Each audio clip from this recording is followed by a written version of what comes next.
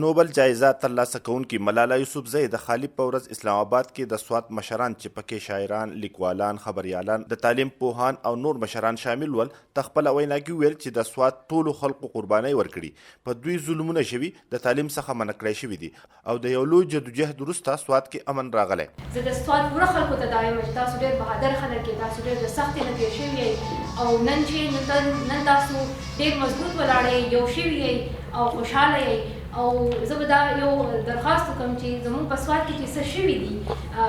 کوم چې موږ سره بد شوي دي، کوم چې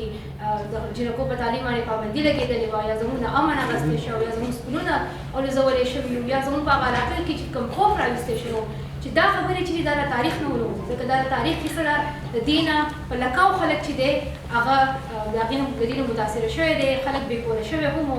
ملاله یوسفزۍ زیاته کړه چې هغه ناکاره او تریخ وخت تیر شوی، اوس دې د سوات ولس یو نوی ژوند شروع کړي. دا زموږ د بهادرۍ یو مثال دی او دا به موږ په تاریخونو کې په تاریخ کې به دا لیکو، د دې به موږ خبره هم کوو او انشاءالله زموږ چې کوم راروان نسل دی هغه به د دې نه زده کړه کوي، هغه به سکولونو ته ځي، هغه به خپل تعلیم حاصلوي. ځکه په کار کې موږ د دې ایکسپیرینس نه زده کړه نه کړو بیا موږ چېرته هم زده کړه نشو کولی. نو موږ له پکار چې موږ دا ځکه دلته ډېر ښه ټیچران دي، استادان دي، پرنسپلان دي چې د سکولونو او د اعلی تعلیم او دا پیغام چې دا ورسي او چې سوات چې دی نو دا داسې علاقه شي په پاکستان کې چې په کوم ځای کې هر یو هلک او هر یو جنۍ چې ده هغه اعلی تعلیم چې دی حاصل. د ملاله وینا نه وړاندې د هغې پلار ضیاءالدین یوسفزۍ خپل ټول ملګري او مرستیال نوم په نوم یاد کړل او وویل چې دوی سوات او شنګله هر وخت یاده کړې ده. چې ما په دې تېرو نیمو کالو کې یعنې داسې خاص کر په دې تېر یو کال کې یعنې ما به هره شپه په خوب کې ځان وینه چې ته په شنګله کې یا په سوات کې بیا په نشاط چوک کې ولاړم او د خلک راته ګوري په خیر راته څوک نه چې په خلک دی راغلی ما ته نه وي په خیر. بیا دا خوبونه مې دومره ډېر شو ناسټلجک چې زه په دې خوب کې وایم چې زه دې پره په رښتیا راغلی یم، لکه خوب کې یم چې رښتیا راغلی یم، هغه بیا نه رښتیا. په هر حال د دغه ټولو خوبونو نه نن هغه خوب نن چې کوم تعبیر دی ما ته دا خوب ښکاري ستاسو دا ټول دلته کې موجود دي. د ملاله سره لیدل کتل کوونکي د سوات په مشرانو کې شامل باز تنانو په دغه مهال مشال ریډیو ته خپل تاثرات کې وویل. دا به ډېر خوند کړی وی که دا ټول هلته هم په سوات کې وزې سره ناست وی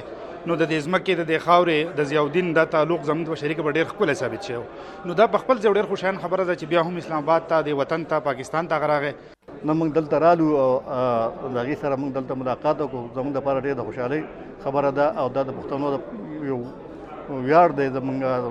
زموږ فخر دی چې موږ په ملاله باندې فخر کوو او دا موږ د دې ملک دپاره د پښتون قوم دپاره یو عزت ګڼو چې ملاله نن یو ویژن دی، نه هغه نن یو بین‌الاقوامي شخصیت دی. د ملاله یوسفزۍ او د هغې کورنۍ سره په دغه مهال د سوات مشرانو بیا عکسونه ویستل او ملاله یوسفزۍ په خپله هر یو مشر سره لاس میلاو کړو او د هغوی د خیریت پوښتنه یې کوله او زیاتره مشران یې نوم په نوم پیژندل.